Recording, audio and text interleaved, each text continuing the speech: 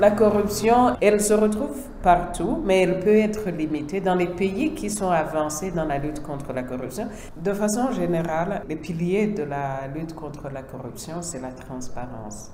Donc, il faut avoir l'accès à l'information pour que les gens puissent savoir qu'est-ce qui est prévu, qu'est-ce qui a été fait et s'il y a des choses qui n'ont pas été faites, pourquoi et avec quel budget et tout ça. Et on voit que de façon générale en Afrique, on est encore assez loin d'avoir une transparence totale.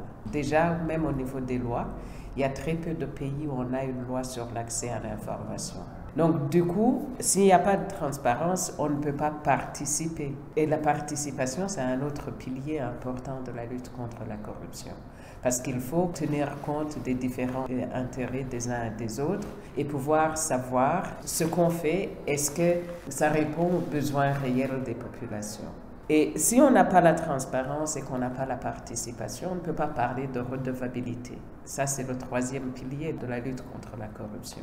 Il faut que les responsables puissent être tenus responsables des actes qu'ils posent. Et si on ne rend pas compte, et si on n'a pas renforcé l'intégrité des institutions, c'est-à-dire s'il n'y a pas de loi qui prévoit des aspects de lutte contre la corruption, si on ne renforce pas les institutions, on ne peut pas parler de lutte contre la corruption. Donc du coup, on ne peut pas vraiment dire qu'il y a une volonté politique de lutter contre la corruption aussi longtemps que les 4 piliers ne sont pas vraiment mis en œuvre comme il faut. Si on ne fait pas ça, on donne une opportunité pour les corrompus. C'est pour ça qu'on parle de réduire les risques de corruption. Et par exemple, si je prends le Mali, dans l'indice de perception de la corruption de Transparency International, la note du Mali dans l'indice de perception de Transparency International aussi toujours autour de 30%. Si vous avez 30%,